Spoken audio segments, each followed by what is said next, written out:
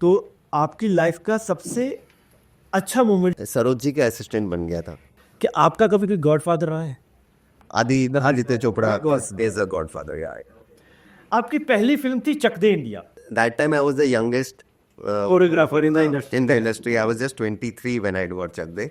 It is a dream break. Chak De India के बाद career में कैसे एकदम से ग्रोथ आई? भी मैंने 170 के ऊपर किए होंगे अब तक।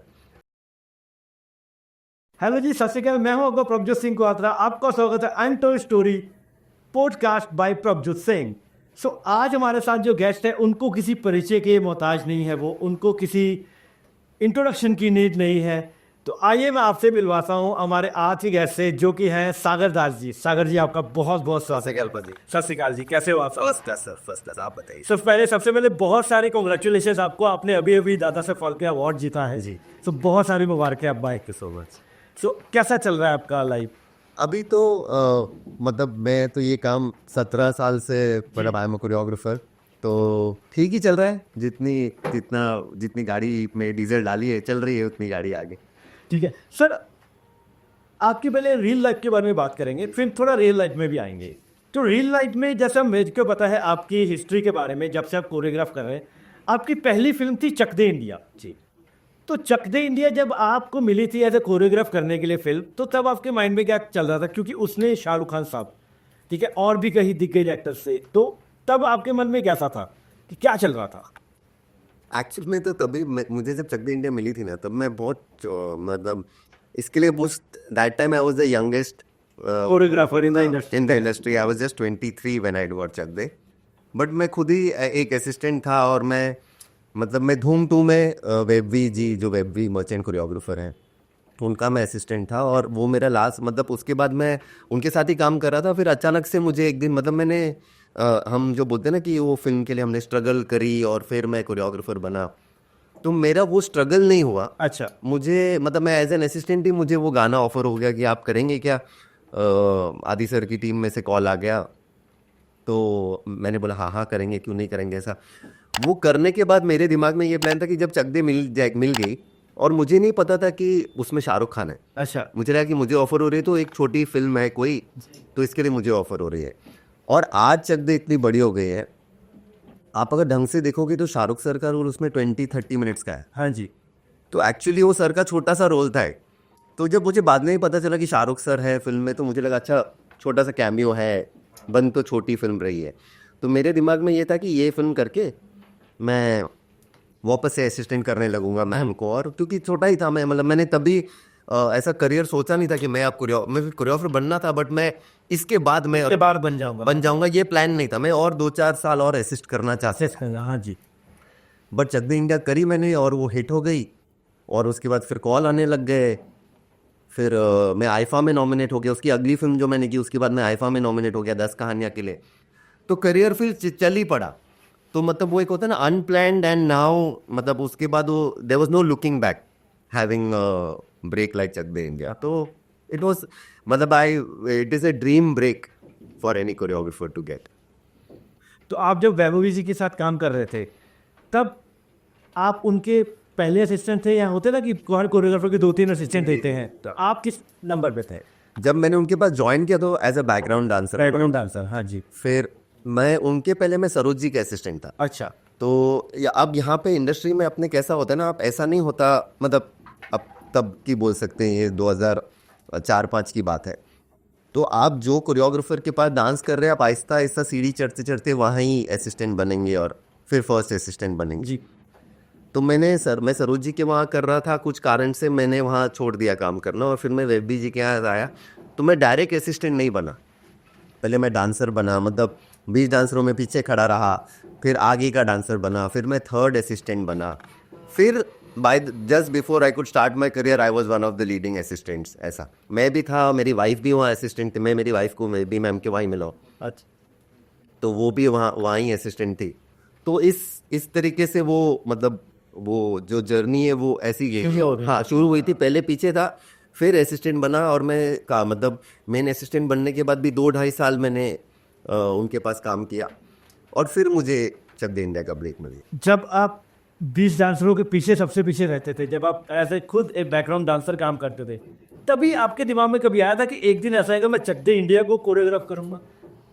चक दे इंडिया तो नहीं आया ध्यान में, बट वो हमेशा जब मैं बैकग्राउंड डांस, मैं इंडस्ट्री में आया ही था कोरियोग्राफर बनने। अच्छा। तो जब मैं बैकग्राउंड डांसर था, मैंने ये सोचा नहीं था कि मुझे ब्रेक चक दे इंडिया मिलेगी या मुझे शाहरुख के साथ काम करने मिलेगा, शाहरुख सर के साथ। बट एक इंटरेस्टिंग बात ये होती थी कि मैं शाहरुख सर का बहुत बड़ा फ़ैन हूँ। अच्छा।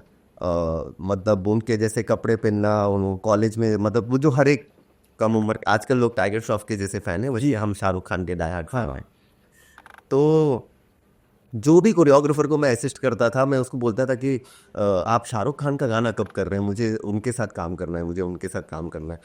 और मुझे वो अपॉर्चुनिटी कभी मिली ही नहीं। मतलब मैं सरोज जी के पास था, मैंने सरोज जी को छोड़ा तो सरोज जी ने फिर शाहरुख का गाना किया। जब मैं वेबी मैम के पास था, वेबी मैम ने एक भी शाहरुख का गाना नहीं किया था। मेरे छोड़ने के बाद वेबी मैम ने डॉन किया। बट और मैंने being the biggest fan of Shahrukh Khan, I never work with Shahrukh. I saw him here and there, कभी रिहर्सल हॉल में, कभी कोई शूटिंग पे। बट मेरा उनका फर्स्ट इंटरेक्शन, शायद ऊपर वाले ने ऐसे ही लिखा था कि वो मेरे लिए गिफ्ट है उनका फ़ैन होना, कि जब मैं उनको मिला तो फेस टू फेस मिला और वो मेरा नाम जानते थे और मैं कोरियोग्राफर था, एक हेड ऑफ डिपार्टमेंट था। तो वो मेरे लिए बड़ी बात थी। और कोरियोग्राफर बनने के पहले मैं हमेशा सोचता था यार शाहरुख के साथ काम करने नहीं मिला। अब जब कोरियोग्राफर बनेंगे तो पहले छोटे छोटे काम मिलेंगे, छोटे म्यूजिक वीडियोस मिलेंगे, फिर पता नहीं शाहरुख के साथ कब काम करने मिलेगा। बट लकीली ऊपर वाले ने ऐसा लिख के रखा था कि मेरा पहला गाना ही शाहरुख शुरुआत ही उनके साथ हो गई। और आज जब मतलब कभी भी अब कहीं मिलते हैं, उनकी एक स्पेशल बात ये है कि वो मतलब एकदम याद नहीं रखते, बट अगर थोड़ा भी सर वो अरे सागर ऐसा, मतलब वो इतने सारे लोगों को मिलते हैं, बट अगर मेरा एक इतना सा भी इम्पैक्ट है उन पे।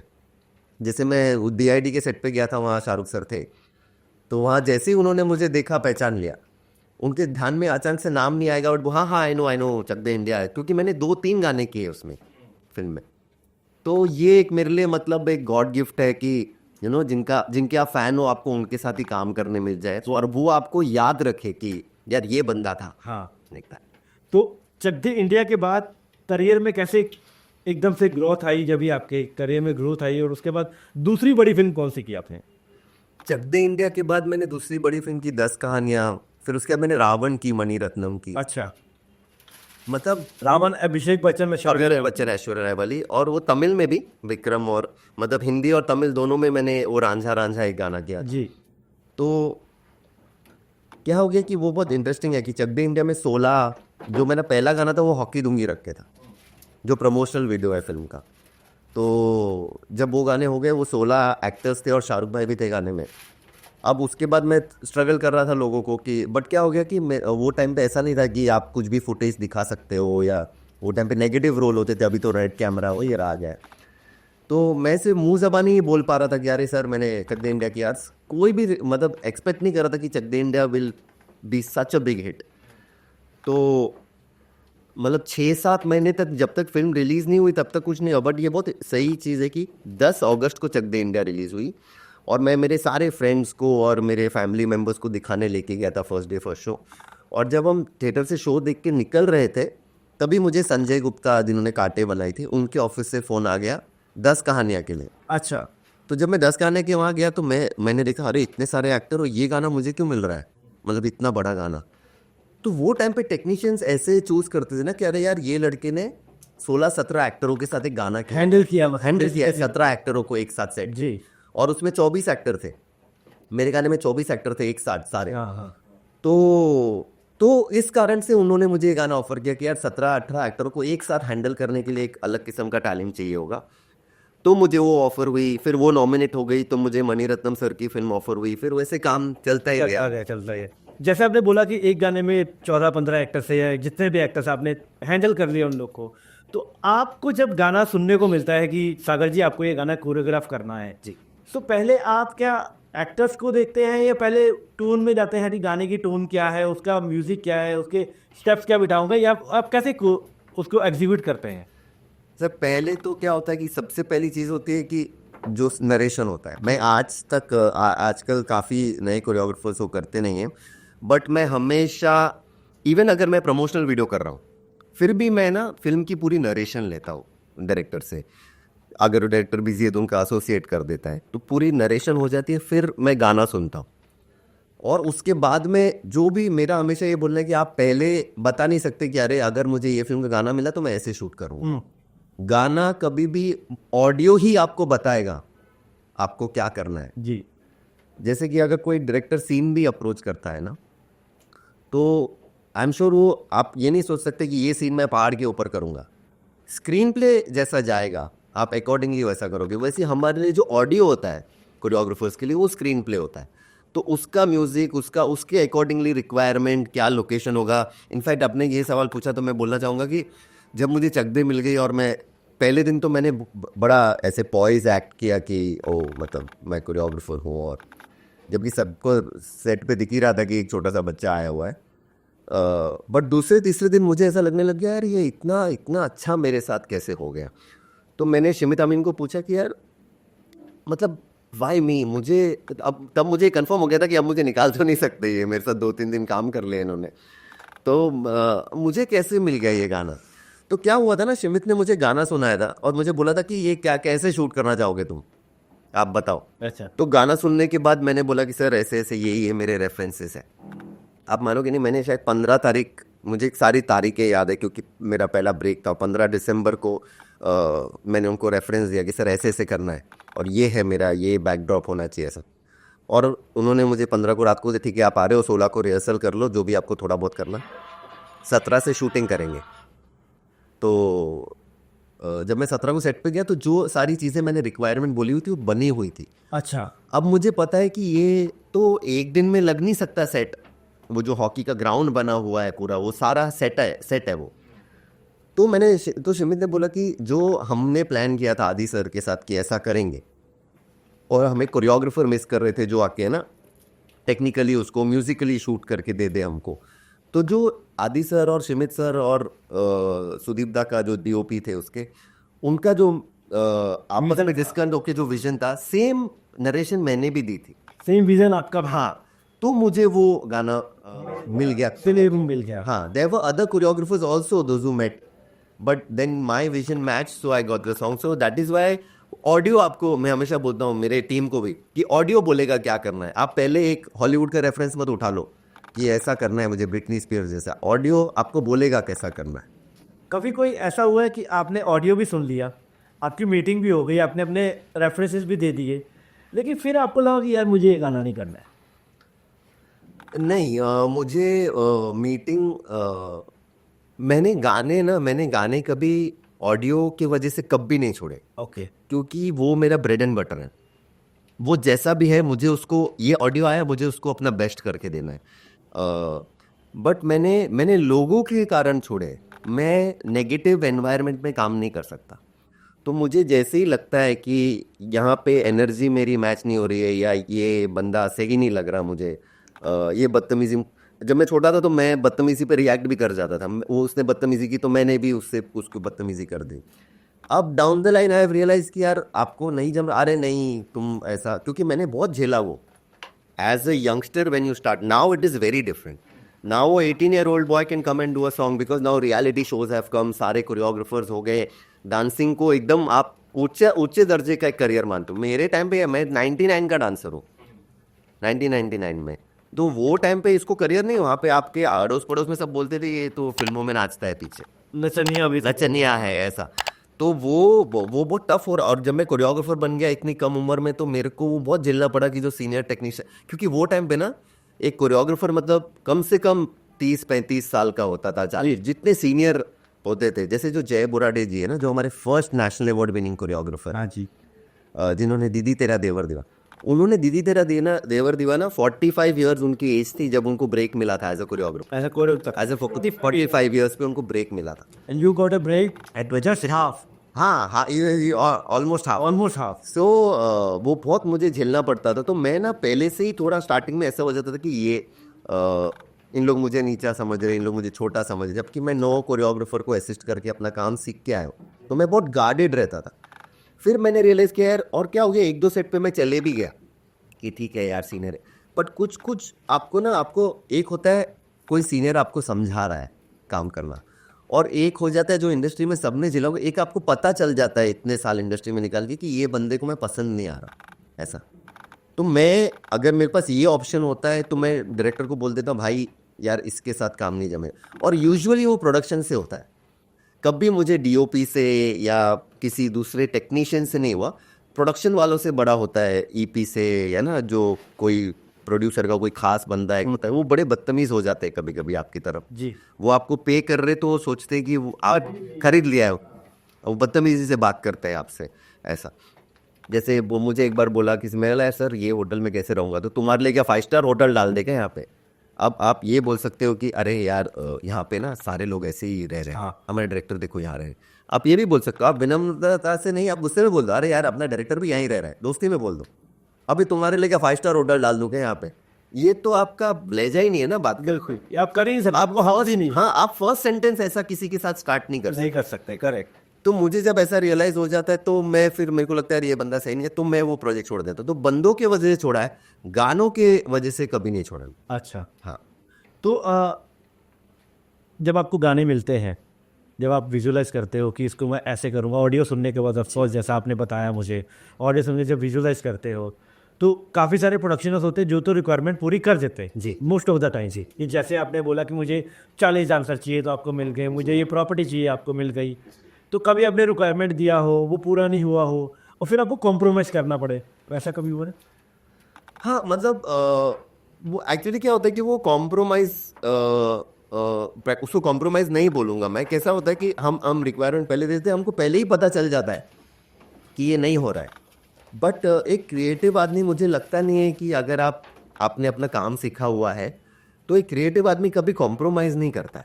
वो उसको पता है कि मुझे इतना मिल रहा है और इतने में मैं बेस्ट करके दूंगा।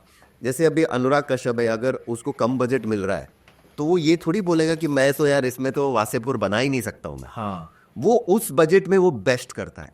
तो मुझे ऐसे बहुत बार, मैंने चालू चक De India, 10 Kahaniyaan, Raavan, biggest budget, then I have done मतलब smaller budget films also, Tere Bin Laden, फंस गए रे ओबामा, यू नो। तो और वो क्या होता है कि हमारा ये रिक्वायरमेंट है, हमको पता है अरे यार इतना ही है, इतने ही दिन है, इतने ही है। जैसे चक दे इंडिया मैंने 5 दिन शूट किया था पहला गाना, और तेरे बिन लादेन में बजट कम था बट मैंने 16 दिन किया है एक गाना। बट वो 16 दिन कैसे था कि एक दिन जाके, क्योंकि वो स्क्रीन प्ले रिलेटेड सॉन्ग था, तो एक दिन डायरेक्टर अपना काम कर रहा है तो 2 कट मैंने ले लिए, 4 कट मैंने ले लिए ऐसा। बट मेरे लिए एक्साइटमेंट ये था कि वैसा गाना मैंने पहले कभी किया नहीं था। करेक्ट। तो thanks to the director Abhishek Sharma, उन्होंने मुझे चूज़ किया वो फिल्म के लिए, तो मुझे वो डिफरेंट तरीके के गाने वैसे करने मिले। तो वो कॉम्प्रोमाइज़ नहीं होगा। मुझे पता कॉम्प्रोमाइज़ तब होता है कि आप सेट पे पहुंच गए और आपने बोला था 40 डांसर और अब 20 डांसर आ गए, तब होता है कॉम्प्रोमाइज़। क्योंकि आप विजन, आपने सारी 2 रिक्वायरमेंट्स आपकी मैच नहीं, और आपने सेट बड़ा लगा दिया, डांसर कम आ गए। बट हमें, आप पहले से प्लानिंग अगर रहती है पूरी टीम के साथ में, तो वो कॉम्प्रोमाइज़ नहीं होता है। आप क्रिएटिवली आप अपना बेस्ट दे ही देते हो। मैंने मेरे करियर में जितने भी गाने किए हैं, अभी मैंने 170 के ऊपर किए होंगे अब तक, मैं कोई भी गाने से अशेम नहीं हूँ, या कोई भी गाना मेरा ऐसे नहीं है ये वाला मत देखो, ये this is not my best work. All of them are my best work, which ever you want to choose, this you like, that you like, what ever, I have done all kind of song and all of them are my favourite. तो आपकी life का सबसे अच्छा moment जो जिससे सोच के आज भी आपको खुशी मिलती, except Chak De India? I think एक दो तीन है अलग अलग स्टेजेस में। एक था जब मैं एज ए डांसर पहली बार सिलेक्ट हो गया था, क्योंकि 400-500 डांसर, गणेश आचार्य जी का एक गाना था, 99-2000 में हो रहा था। तो 400-500 डांसरों में ऑडिशन हुआ और मैं सिलेक्ट हो गया, वो एक बहुत एक्साइटमेंट था।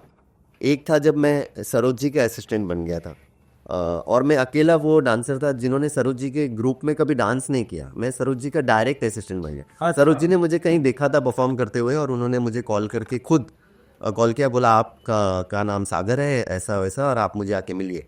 तो मैं जब उनसे मिलने गया तो मैं डायरेक्ट उनको असिस्ट कर, एज असिस्टेंट गेम डांसर्स में? हाँ, मैं सरोज जी के ग्रुप में मैंने कभी बैकग्राउंड नहीं किया। अच्छा, I am the only assistant. वो भी अचीवमेंट थी वो, हाँ, मेरे लिए एक अचीवमेंट थी। मेरे लिए तो आज भी मुझे लगता ही नहीं कि वो नहीं है मेरे लिए। हाँ, मतलब किसी भी डांसर कोरियोग्राफर के लिए उनको सिर्फ देखते रहना ना, जब वो बैठे भी है तो भी आप कुछ सीख ही रहे हो, ऐसा लगता है। वो मतलब वो गॉडली फिगर थे काफ़ी। वो एक था। और जब मैंने अभी रिसेंट, वो क्या होता है ना कि जब आप नया नया काम करने लगते हो आपको लगता है अवार्ड मिल जाए, तो मैं 2 बार आईफा में नॉमिनेट हुआ और दोनों बार मुझे नहीं मिला। नहीं करा ओके। और सारे लोग बोलते होंगे ये इंडस्ट्री में, अरे चलता है यार, काम करते हैं, मैं तो हम अपना काम, नहीं मैं तो बहुत डिप्रेशन में गया था। मैं एकदम मतलब बस वो अब शो से निकलते हो कि आप रो नहीं सकते ऐसा, क्योंकि जब मैं नॉमिनेट हुआ मैं 24 साल का था और मेरे लिए वो हार थी। हारा मैं दिग्गजों से, हाँ बट मेरे को ऐसा लगा कि मैं जीता नहीं। तो मेरे को ना, और ना मैंने 10 साल मेरे करियर के ना अवार्ड चेस किया है कि ये गाना करूँगा अवार्ड मिलेगा, वो गाना करूँगा ये गाना, मैं अवार्ड के लिए गाना करना चाहता हूँ, मेरे को अवार्ड मिले। फिर बाद में एक पॉइंट मैंने वो बंद कर दिया, बोला नहीं यार, अगर अपने नसीब में होगा तो मिलेगा। तो मिलेगा। तो हम अपना काम करते रहते, ये जो मेरा फितूर छाया हुआ है ना कि एक अवार्ड मिलना चाहिए मुझे, वो मुझे गिव अप कर देना चाहिए। और वो मैंने किया, और मेरा पहला मराठी गाना मैंने जो किया उसके लिए मुझे वो state award Dada Saheb Phalke last year 2023 में मिल गया।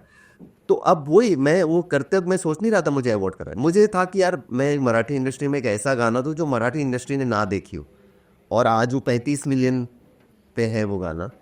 और वो एक मेरा मराठी इंडस्ट्री में एक ही गाना किया है मैंने, उसी पे आपका अवार्ड मिला। उसी पे मुझे अवार्ड मिला है। बाकी मैंने पंजाबी किए, तमिल तेलुगु, पंजाबी में 6-7 पिक्चर है, तेलुगु में 11 पिक्चर है, हिंदी में 14-15 पिक्चर है, मराठी में एक गाना, और वो अवार्ड मिला।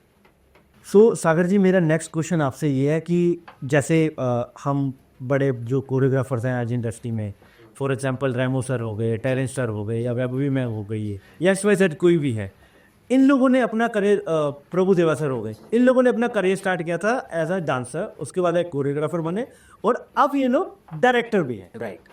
तो क्या आपके मन में भी वो थॉट है कि आप कोरियोग्राफर से आप भी डायरेक्ट करोगे, कुछ फिल्म में डायरेक्टर बनना चाहोगे? बनना तो ज़रूर चाहेंगे, और हम डायरेक्ट तो करते ही हैं, मतलब एड्स वगैरह या हमारे गाने भी जो होते हैं वो हम ही डायरेक्ट करते हैं। बट हाँ, एक फुल फ्लेजेड फिल्म ऐसा फ्यूचर में मैं श्योरली डायरेक्ट करना चाहूँगा। कुछ मतलब कुछ आइडियाज़ भी है, कुछ प्रोड्यूसर्स के साथ बातचीत भी होती रहती है।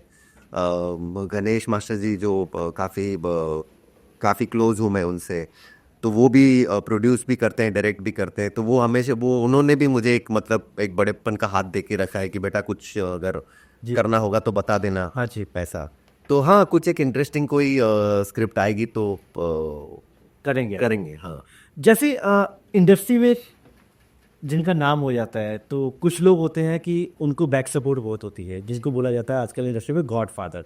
क्या आपका कभी कोई गॉड फादर रहा है? मेरा ऐसा कोई गॉड फादर मैं ऐसा बोल नहीं सकता हूँ। बट मेरा एक बहुत बुरा फेज चला था एज ए डांसर, जब मुझे काम मिलना थोड़ा कम हो गया था। सरोज जी को छोड़ने के बाद और वैभवी मैम को ज्वाइन करने के पहले एक फेज था जब मैं काम के लिए काफ़ी भटक रहा था एज ए डांसर। तो वो टाइम पे जो वैभवी मैम के असिस्टेंट थे और अभी बहुत बड़े कोरियोग्राफर डायरेक्टर भी है वो राजीव गोस्वामी, उन्होंने मुझे एक हेल्पिंग हैंड दिया था कि मतलब मैं उनके पास गया था कि बॉस मुझे कोई काम नहीं दे रहा और ऐसा।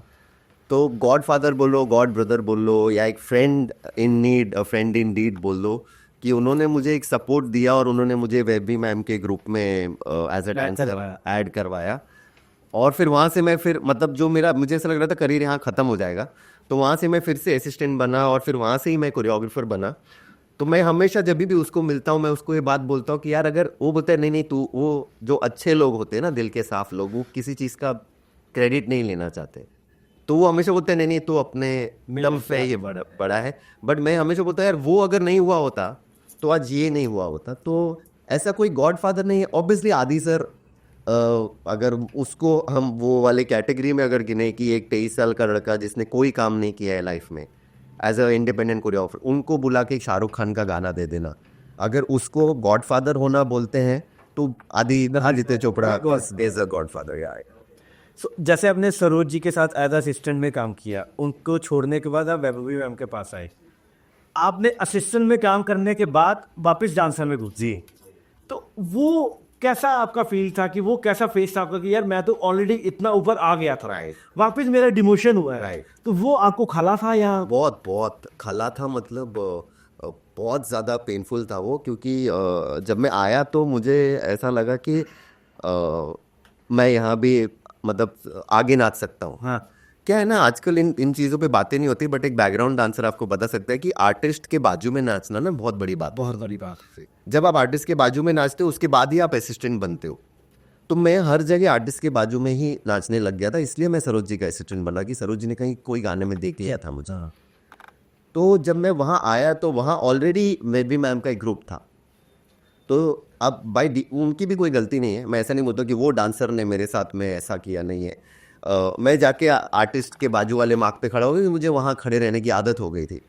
तो एक डांसर था, उसने आके मुझे बोला, अरे भाई ये मेरी जगह है, ऐसा। और ऐसे करते करते जो मैं थोड़ा साइड करते करते मैं एकदम पीछे आ गया था। तो मैंने रियलाइज़ किया कि मतलब वो ज़िंदगी की तरह है, अगर आप उसको देखें तो, कि भाई ये तो आप नए जगह पे आए हो, यहाँ पे आपको फिर से शुरुआत करनी है। बट मैंने 6 महीने में मैं मैम का असिस्टेंट बन गया था, 3rd असिस्टेंट। बट मैं वो पीछे जिस दिन मैं आया तो मैंने ये नहीं सोचा शिट यार अब तो मैं पीछे आ गया, अब तो मैं गिर गया। जैसे ही मैं पीछे आया मतलब ओके वहाँ जाना है अपन ने, तो I started working on it. और जो एक कोरियोग्राफर होता है ना, उसका विजन ही ऐसा होता है कि वो वहाँ से देख के वो पहले आपको बोलेगा, अरे ये ब्लू जैकेट इधर आ जाओ, ओ लंबे बाल वाले आगे आ जाओ, आपका नाम क्या है, सागर, हाँ इधर आ जाओ, अरे सागर बाबू, वो आपका वो है ना, वो तरक्की होते जाती है स्टेप बाय स्टेप वैसे। तो मैंने अपना अपना कला का प्रदर्शन वहाँ किया और 6-7 महीने में मैं आगे आ गया और फिर मैं असिस्टेंट बन गया मैम। अच्छा। Rang De Basanti was my first film as an assistant choreographer to Vaibhavi ma'am. Okay, Rang De बसंती आपकी पहली फिल्म थी, हाँ। मैम के साथ भी। बेबी मैम के साथ। सो अभी आपके जैसे आपने बताया कि आप कुछ प्रोड्यूसर से आपकी बात चल रही है कुछ फिल्म डायरेक्ट करने को लेकर, उसके अलावा आपके फ्यूचर प्लान्स क्या हैं? फ्यूचर प्लान्स तो ये है कि फिल्म बनानी है, गाने। अब क्या होता है ना, जब आप एक मुकाम पर पहुंच जाते हो, आपको हमको सबको ये लग रहा होता है ये करना है, फिर उसके बाद वो करना है, फिर मैं ये जीतूंगा, अवार्ड जीतूंगा, ऐसा। अब बहुत मुझे किसी ने बोला था एक बार, एक प्रोड्यूसर ने, कि एक बड़ी फिल्म थी जो उसने मुझे बोला कि सागर तुम ये फिल्म करोगे तो तुम्हारे करियर का टर्निंग पॉइंट होगा। तो मैंने उनको बोला, सर मेरा तो करियर चालू ही टर्निंग पॉइंट से हुआ था इंडिया से। तो ना मेरा ना ये लाइफ का ड्रीम था कि मैं एक गाना यश चोपड़ा का, शाहरुख खान का कर लूँ। ये मेरा हाईएस्ट पीक है, ये मेरा ऑस्कर अवार्ड है। हाँ। अब मुझे ये पहला ही मिल गया, सबसे पहली चीज़। तो जब मैं चक दे इंडिया से बाहर आया था, मैं सोचता अब क्या करना है। इसके लिए तो मैंने लाइफ में ही प्लान नहीं किया था कि इससे बड़ा मेरे लिए कुछ है ही नहीं कुछ। और सच्ची में मैं बोल रहा हूँ, हाँ। अब मैं फिल्म डायरेक्टर भी बन जाऊँ, डायरेक्ट भी कर लूँ ना। एज ए चाइल्ड जो मेरे अंदर एक ख्वाहिश थी वो मैंने कर ली। अब मुझे ये कि अब मुझे सस्टेन रहना है, मुझे रिलेटेबल रहना है इंडस्ट्री में। तो मुझे बस ये है कि मैं काम कर, मैं हमेशा ये सोचता हूँ कि अगर जिस दिन मैं बुढ़ा भी हो जाऊँ बहुत ज़्यादा, कोई कारण से ना मैं सेट पे बैठा रहूँ। अगर आप मुझे सेट पे रखोगे ना, जैसे ये जो एनवायरनमेंट है ना, ये मेरे लिए एप्ट एनवायरनमेंट है। मतलब ये मतलब इधर यहाँ की गर्मी, यहाँ का पसीना मुझे समझ नहीं आता। अगर मैं कहीं और बैठे रहो, एक होटल में खाना खाते रहो और अरे यार एसी चालू करो, ऐसा, यहाँ मैं गीला हो जाऊंगा ना तो भी मुझे फर्क नहीं पड़ेगा। ये मुझे लगता है ये सारे लोग यहाँ जितने हैं ना, ये सब अपने हैं। तो मुझे ना आई वॉन्ट टू मतलब if someday if this is कभी मेरे मरने के बाद भी इंटरव्यू आए, तो I want to die on the set only. I want to be there working on the set till I am alive. तो मेरा फ्यूचर प्लान्स यही है, फिल्में बनाओ, फ्यूचर में आगे जाके शायद प्रोड्यूसर बन जाऊं, जो भी उम्र के हिसाब से मैं काम कर पाऊंगा फिल्म इंडस्ट्री में, मैं वही मेरा फ्यूचर प्लान्स है। अगर आप कोरियोग्राफर नहीं होते तो फिर क्या होते? अगर मैं कोरियोग्राफर नहीं होता तो मैं 100% फुटबॉल प्लेयर होता। एक्चुअली मैं फुटबॉल प्लेयर ही था। हाँ। मैं I used to play for Maharashtra, I played state level football also. तो बट कुछ हेल्थ रीज़न से मैं नहीं खेल पाया आगे, तो इसकी वजह से मेरे को वो गिव अप करना पड़ा वो करियर। बट अभी भी हम खेलते हैं। हाँ, अभी आपका अमेरिका के में मैच भी था। हाँ, ऑल स्टार्स के साथ में मैं जाता हूँ प्रैक्टिस करने के लिए। जी। रणबीर, टाइगर, सारे लोग, अभिषेक, हाँ जी। सारे लोग वहाँ आते हैं खेलने के लिए। सीजर है कोरियोग्राफर, वो भी आता है। तो मतलब आई एम नॉट, मैं ये मतलब डिफाइन कर दूँ कि ऑल स्टार्स एक क्लब है जिसमें सारे सेलिब्रिटीज़ खेलते हैं। मैं उनके साथ प्रैक्टिस करता हूँ। I don't play for all stars, but मैं जाता हूँ उनके साथ संडे बांद्रा में प्रैक्टिस करने शौकिया तौर पर। जी जी जी जी। तो सर ये हो गई आपकी रियल लाइफ जी। आप आते हैं थोड़ा रियल लाइफ में। आपका बचपन से ये ख्वाब था कि बड़े होकर आपको कोरियोग्राफर बनना है? मतलब एक एज तक फुटबॉल का था और मैं डांस भी कर ही रहा था, मतलब जो गणपति में, टीचर्स डे, चिल्ड्रंस डे, जो स्कूल के फंक्शंस में मैं कर ही रहा था। तो जब फुटबॉल का मेरा करियर डामाडोल हो गया तो मैं जेवियर्स में था और हम वो मल्हार में डांसिंग जो आज भी होता है जी। तो डांस कंपटीशन में पार्ट लेते थे। ये भी एक बड़ा ये हसीन किस्सा है कि मुझे जेवियर्स में इसलिए जाना था क्योंकि कुछ कुछ होता है मैं शाहरुख खान जेवियर्स। जेवियर्स में था, हाँ। तो मैंने मेरे पिताजी को जबरदस्ती फोर्स करके, हम वाशी रहते थे और मैंने बीटी में कॉलेज लगवाया कि कॉलेज जाना है तो वो जेवियर जाने, कि शाहरुख खान यहाँ गया था जेवियर्स में, मतलब फिल्म में। एक्चुअल में तो बेचारा दिल्ली का पड़ा हुआ है और हम क्योंकि इतने फिल्मी बच्चे फैन से उसकी फैन थे, बचपन से फिल्मी बड़ा था मैं, तो वहाँ चले। तो वहाँ मल्हार में जब पार्ट लिया तो एक कंपटीशन थी, वहाँ एक डांस कोऑर्डिनेटर आया हुआ था जो बैकग्राउंड डांसेस सप्लाई करता है इंडस्ट्री में। अच्छा। तो वो हमारे ग्रुप को ले गया कि यहाँ ऑडिशन है, दे दो। तो वहाँ ऑडिशन दिया, वो सिलेक्ट हो गए गणेश आचार्य जी के वहाँ। तो जब पहले दिन शूट पे आए तो वो जो मैं बोल रहा हूँ ना, वो जो माहौल, मुझे पहले दिन 400-500 dancer, Sanjay Dutt artist, Manisha Koirala artist, और वो 400-500 डांसरों के पीछे पता नहीं कुछ एक मुझे एक चीज़ हिट करके, यार ये तो मज़ा आ रहा है। और जब आपको, और वो डांसिंग वाज माय हॉबी, अब जब आपको आपके हॉबी के पैसे मिलने लग जाए तो फिर तो उससे बड़ी बात, आई am on holiday every day. मतलब मैं घर पे रहता हूँ ना तो वो मेरा काम है, I have to act as a father, act as a husband, but when I am on the set I am on holiday. क्योंकि यहाँ पे जो भी गलतियाँ या मिसहैप या कुछ भी कंफ्यूजन हो सकता है ना, वो सब हम देख चुके हैं। हम वो लेवल पे आ चुके हैं लाइफ में, ये सब हमको सही करने आता है, क्या गलत हो गया है ना। तो हम वो सीनियर कैटेगरी में आ गए। तो I love being on the set. तो ऐसा सोचा नहीं था, बट वही उस दिन रियलाइज हो गया कि इसी फील्ड में कुछ करना है। तो डांसर अच्छे बन गए, फिर असिस्टेंट बन गए। एक ये बड़ा सीन किस्सा है कि अब होता है कि नहीं पता नहीं, वो सीनियर्स को पता होता है कि पहले ना जो एचओडी होता है या असिस्टेंट होता है, उसको कांच के कप में चाय मिलती है और बाकी सबको परिकट में, हाँ कर। तो जब मैं एक बार एक सेट पे था तो वहाँ पे मैं एक असिस्टेंट के साथ खड़ा था, तो उसको कांच के कप में, तो मैं बोला भाई हमको क्यों कांच के कप में, हमको क्यों प्लास्टिक कप में दे रहे हो भाई। अरे सर वो असिस्टेंट है। तो असिस्टेंट बनने का जो पहला मेरा मोटिवेशन था ना, वो ये था कांच के कप में आया कि जब में भाई चाय पियेंगे। तो वो मोटिवेशन हुआ वहाँ से। फिर नशा ही चढ़ गया यार टेक्नीशियन बनने का, क्रिएटिंग समथिंग। जैसे जब कोई गाना देखता है और कोई बोलता है कि चक दे इंडिया अच्छा लगा या रांझा रांझा अच्छा लगा, तो वो बहुत वो फीलिंग एक अलग, it is bigger than award, क्योंकि वो हर एक चीज़ आपने क्रिएट की है। आप किसी के साथ बैठे हो, आपने डिस्कशन किया ये ऐसा शॉट लगेगा, कैमरामैन के साथ डिस्कस किया, आर्ग्यूमेंट्स हुए, ये लेंस नहीं, वो ऐसा वैसा, वो करके वो एक चीज़ बनी है इतने सारे लोगों के मेहनत से। तो वो क्रिएट करना में मुझे बहुत मज़ा आता है। तो मैंने रियलाइज़ कर लिया कि यार एज एन असिस्टेंट में रियलाइज़ कर बनना तो कोरियोग्राफर ही है। जैसे अभी आप बोल रहे हैं कि डायरेक्टर, अगर मैं डायरेक्टर बन भी जाऊँगा, जब मैं फिल्म बना भी लूँगा ना, my first priority will always be songs. I want to keep shooting songs. बीच में मुझे एक फिल्म बना देनी है, फिर मुझे गाने करते रहने। मैं डायरेक्टर बनने के बाद गाने करना बंद नहीं करना चाहता। सारे डायरेक्टर जो मुझे काम देते हैं, प्लीज़ मेरे डायरेक्टर बनने के बाद भी मुझे गाने दीजिएगा, क्योंकि ऐसा होता है ना, ये तो अब डायरेक्टर बन गया है यार। फ्रैंकली स्पीकिंग आपको बताऊं, Ranjha Ranjha one of the my favourite song. मतलब लिटरली जब वो रावण फिल्म आई थी एंड उसकी अलग स्टोरी थी, कुछ लोगों को नहीं भी समझ आई, वो फिल्म फ्लॉप भी थी या हिट भी थी, कुछ भी टाइम डू वेल, हाँ ठीक है। बट अगर उस फिल्म को आप अच्छे से देखो, उस फिल्म के गानों को अच्छे से देखो, दैट रांझा रांझा सॉन्ग, वो पानी के अंदर छुआ ना, that underwater shot when you do take, वो एक आपको ना अलग लुक देता है। अगर आप इसे इंडस्ट्री से हो तो वो सॉन्ग देखे ना आपको लगे कि हाँ कुछ किया है, राइट। अगर आप नॉर्मल पब्लिक हो, आपको कुछ नहीं बने, पर यार अच्छा गाना लगता है जैसे। But the shot you have taken, under water shot हो गया, एंड जब वो जिसमें वो बैठी है ऐश्वर्या गुल, वो बना हुआ है बैक वाटर, हाँ, वो एक लगता है वो गाना, तो वो मेरा बहुत अच्छा सॉन्ग है। वहाँ पे मतलब सबको पता नहीं होता, पता है हमको सेट पे ना वेनम स्प्रे मारना पड़ता था बॉडी पे, हाँ, ये सांप डस ले, हाँ, पूरी और जंगल, हाँ, फुल जंगल, हाँ। सो कभी ऐसी कोई गलती की स्कूल लाइफ में, कॉलेज लाइफ में, कि आपको रेस्टिकेट कर दिया गया हो?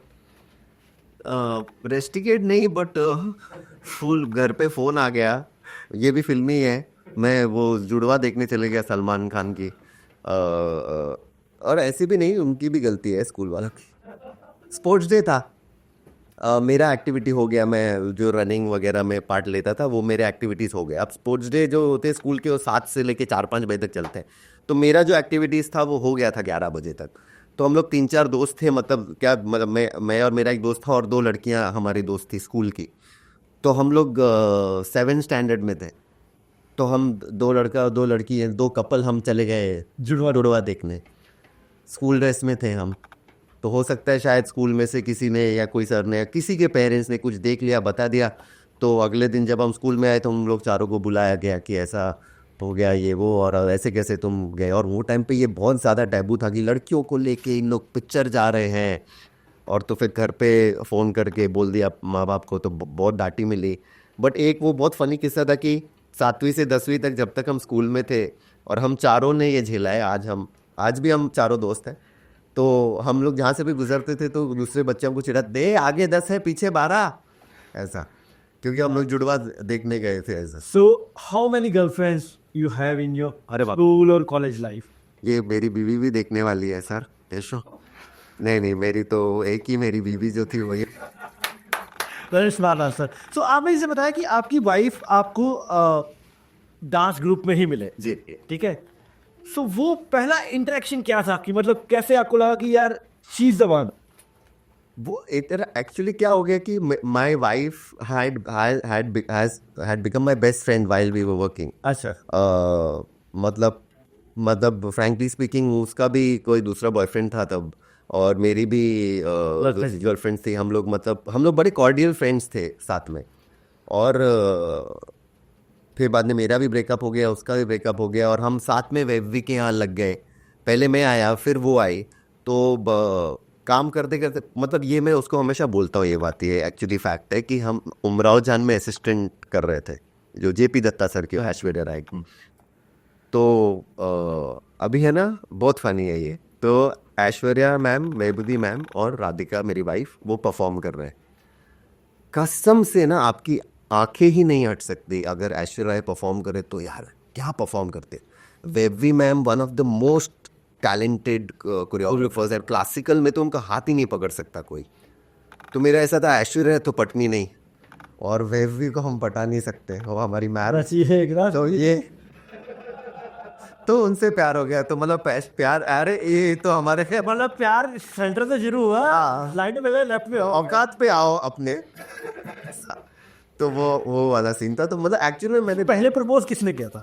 हम लोगों ने ना एक दूसरे को प्रपोज ही नहीं किया। अच्छा, ये आज तक डिबेट चलता है, क्योंकि क्या हो गया ना, हमारा एक कुछ कॉर्डियल चालू हो गया, ध्यान रखना एक दूसरे का, दवाई खाई क्या, ये किया वो। किसी ने फिर पूछा, अरे इनका तो अफेयर चल रहा है, तो हम उस बात को डिनाई भी नहीं करते थे, हाँ चल रहा है, ठीक है, ऐसा वैसा। तो फिर बाद में हमारे पेरेंट्स भी ऐसे हो गए कि अरे तुम, क्योंकि वो मतलब मैं अगर मुलुंड साइड कहीं शूट करता तो मैं उसके घर रुक जाता था, वो अंधेरी शूट करती तो मेरे घर रुक जाती थी। तो बाद में हमारे पेरेंट्स ऐसे हो गए, अरे यार ये लोग तो एक साथ में रहने वहने लग गए हैं और क्या चल रहा है इनका, तो तुम इंगेजमेंट कर लो।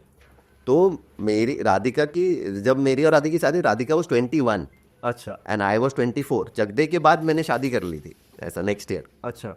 तो मतलब हमने ऐसा प्रपोज ऐसा नहीं किया, बट हाँ एक म्यूचुअली अंडरस्टैंडिंग हो गई थी कि यार हम दोनों, मैं हमेशा सबको बोलता हूँ जो भी शादी करने वाले होते हैं कि उससे शादी करना जो तुमको झेल ले, एट योर वर्स्ट जो तुमको झेल ले। तो एट माई वर्स्ट वो मुझे झेल लेती, एट हर वर्स्ट मैं उसको झेल लेता हूँ। हमारे 2 बच्चे हैं, तो हमारा काफ़ी सही चल रहा है ऐसा। सो कभी ऐसा हुआ है आप दोनों के बीच में कि फॉर एग्जांपल आप शूट के लिए कहीं आउटडोर चले गए, 15-20 दिन या 1 महीना मैंने दी बोले गया, ठीक है, या फिर वो चले गई, तो कभी ऐसा हुआ कि यार जिस फील्ड में हम लोग हैं कोई मेरी वाइफ पे लाइन मारेगा, या उनको कभी लगा कि सागर दास पे कोई डोरे डालेगा, तो कभी ऐसा डाउट हुआ है आपको उन पे या उनको आप पे? मतलब उनको ये, मुझे तो ये डाउट नहीं, मतलब क्योंकि मेरा जो इमेज है इंडस्ट्री में वो काफ़ी खूंखार है एकदम। हाँ, तो मुझे नहीं लगता है कि कोई उन पे लाइन मारने की सोचेगा कि इतना इसके खतरनाक पति मेरे पीछे पड़ जाए। और मुझे वो शायद ये सोचती होगी कि ये किसी पे लाइन ना मारे। बट ऐसा नहीं, I have always been, no, my wife has all my friends are mostly girls. There are very few guy friends I have, one of which is Joe, who's with me in my team. ऐसे 2-4 है, बाकी मेरे सारे friends जो है ना वो लड़कियां हैं। तो और मेरी वाइफ को वो हमेशा से पता था कि इसकी जो लड़कियां हैं इसकी फ्रेंड्स होती हैं ज़्यादा, तो हमारे बीच में कभी वो वैसा कुछ पर फीलिंग नहीं, मतलब वो डाउट वाली फीलिंग अभी नहीं आई? कभी नहीं। मैं अभी भी कभी कभी हम इवेंट पे जा रहे होते हैं तो वो नहीं आते, तो मेरे फ्रेंड्स हैं जो मॉडल्स है, एक्टर्स है, लैक्मे मॉडल्स है, किंगफिशर मॉडल्स है, तो मैं उनके साथ में मैं बोला अरे तू किधर है, तो अरे मैं नहीं पहुंची, तुम उसके साथ चले जाओ ऐसा। तो उसको पता है कि हम दोनों का एक दूसरे पे इतना ट्रस्ट है, और उसने तो मतलब उसने अपना करियर ऑलमोस्ट गिव अप किया हुआ है बच्चों के बाद में। सो जैसा हम लोग बात ही कर रहे थे कि आपका अपनी वाइफ जो सेट पे ही आपको प्यार हो गया जब ऐश्वर्या जी के साथ परफॉर्म कर रहे थे, वैभवी मैम के साथ परफॉर्म कर रहे थे, तो क्या आपकी लव स्टोरी भी सेम लव स्टोरी है जो आज की डेट में रेमो सर की और आप हम की है? सारे जैसे कि राधिका ने रेमो और लिजेल मतलब रेमो के ग्रुप में काफ़ी काम किया, मैंने रेमो के ग्रुप में किया है एक बार, कुछ 100-200 डांसर थे तब किया है, बट आई नो हिम, हम कभी जिम में वगैरह मिलते हैं ऐसा। मतलब one of the most I think एक तो कोरियोग्राफर को जो इंडिया में किसी ने पेटेस्टल दे दिया है ना, एक ब्रांड बना दिया है, that has started with Remo. Remo has taken choreographers image to another level, और he is also one of the most humble choreographers. He, Ganesh master ji, they are the most humble choreographers. तो मैं इतना क्लोजली उन लोग की लव स्टोरी के बारे में जानता नहीं हूँ, बट अगर कोई भी इंडस्ट्री का ऐसा है जो कोरियोग्राफर है, मोस्टली उसकी वाइफ जो है रेखा जी चीनी जी हैं, वो साथ में ही है। अब हम लोग साथ में ही है ऐसा। सरोज जी थी वो सोहन लाल जी के साथ में, यू नो उनका मतलब उनकी शादी सोहन जी के साथ थी। तो बहुत सारे जो ऐसे होते हैं वो हम इतना टाइम स्पेंड करते हैं ना साथ में, तो वो बाय डिफ़ॉल्ट आपका वो प्यार होना ही है। जब प्यार उसी से होता है ना, जो आपका प्यार उससे होता है जो आपका ध्यान रखता है। जी, in longer terms you know कि जो आपका ध्यान रखता है वो है, अदर देन इन शॉर्ट जैसा आपने बोला कि झेल सकता है ऐसा। तो शायद लिजेल और रेमो एक दूसरे को झेल लेते हैं, वैसे मैं और राधिका एक दूसरे को। और अभी बहुत सारे हैं, रोयल एक अभी अपकमिंग कोरियोग्राफर है, उसकी जो वाइफ है वो भी उन लोग साथ में डांसिंग इंडस्ट्री में। So right now there are many choreographers those who are couples, those who met during their dancing eras. अभी एक और क्वेश्चन है मेरे दिमाग में, एक आपका दोस्त है जो अभी बिग बॉस में है। दोस्त मतलब ऐसा दोस्त ये मतलब करणवीर मेहरा की बात करो। हाँ। हम फुटबॉल खेलते हैं साथ में, मतलब अभी क्योंकि वो बिग बॉस में है और सारी चीज़ें हो गई तो मैं बोलता हाँ मेरा दोस्त है वो, थोड़ा सा है ना, हम भी इस बात के क्रेडिट ले लेते हैं। But he is very sweet, जब भी हम फुटबॉल खेलने जाते हैं वो बहुत हम्बल ही मिलते हैं, बहुत हम्बल है वो। तो मुझे वो बहुत पसंद है, जब मैं फुटबॉल भी खेलने जाता हूँ मुझे वो बहुत मैं उसके साथ बहुत कनेक्ट होता हूँ, मुझे अच्छा लगता है वो लड़का। तो अब जब मैं उसको देख रहा हूँ बिग बॉस में तो मैं उसको ही फॉलो कर रहा हूँ, क्योंकि कैसे ना आपके कुछ जैसे एजाज खान मेरा दोस्त था, वो बिग बॉस में था, तो वो मेरा दोस्त है एजाज। करणवीर मेहरा हम एक दूसरे को जानते हैं क्योंकि हम खेलने जाते हैं। तो मैं एजाज को बहुत पंप अप कर रहा था यार कि एजाज जीत जाए, बट उसका कुछ शूट आ गया तो उसको बीच में से छोड़ना पड़ा खेल। फिर आर्या बब्बर के वक्त, आर्या बब्बर मेरा दोस्त है तो उसके वक्त भी था, फिर वो भी नहीं जीत पाया। तो इस टाइम मैं अब ऐसे तो कोई पर्टिकुलरली मेरा फ्रेंड नहीं है, बट मैं करण को जानता हूँ तो मैं चाहता हूँ कि वो जीत जाए। And Karan is killing it यार, अगर जो भी बिग बॉस फॉलो कर रहा है, मेरे को एक भी पॉइंट ऐसा नहीं लगता है जहाँ पे करण गलत है, कोई भी पॉइंट में। वो इतनी आसानी से उसके लाइफ के एक्सपीरियंस से वो सारी चीज़ों को इतनी इजीली डिकोड कर देता है ना कि मतलब hats off to Karan. And I hope wish and pray that he wins it. Karanveer Mehra should win the show. हम केवीएम बुलाते हैं उसको। हमारे अनटोल्ड स्टोरी की पूरी टीम से तौर से भी उनको, करणवीर मेहरा को कॉन्ग्रेचुलेशन क्या शुभकामनाएं कि वो जीते, और कॉन्ग्रेचुलेशन जीतने के बाद, कॉन्ग्रेचुलेशन जीतने के बाद, और वो जीते हैं और बिफोर वो हमारे पॉडकास्ट पे आए। जी जी जी, लाओ उनको। सो गाइज, ये थे हमारे साथ सागर दास जी, जिनके साथ आज बातें करके हमको बहुत अच्छा लगा। आई होप आप भी वीडियो को एंजॉय करेंगे। तो देखिए सागर दास जी के साथ उनकी रियल लाइफ और रियल लाइफ के बारे में, और हमारे चैनल को सब्सक्राइब कीजिए और अपने कमेंट्स नीचे कीजिए। अगर कोरियोग्राफी को लेके, डांस को लेके कुछ कमेंट्स है आपके, तो आपको उसको सजेशन दिया जाएगा, उसको आपको पूछा जाएगा, बताया जाएगा कि आप कैसे आगे बढ़े, कैसे क्या कर सकते हैं। तो चैनल को सब्सक्राइब कीजिए, शेयर कीजिए और लाइक कीजिए। Thank you.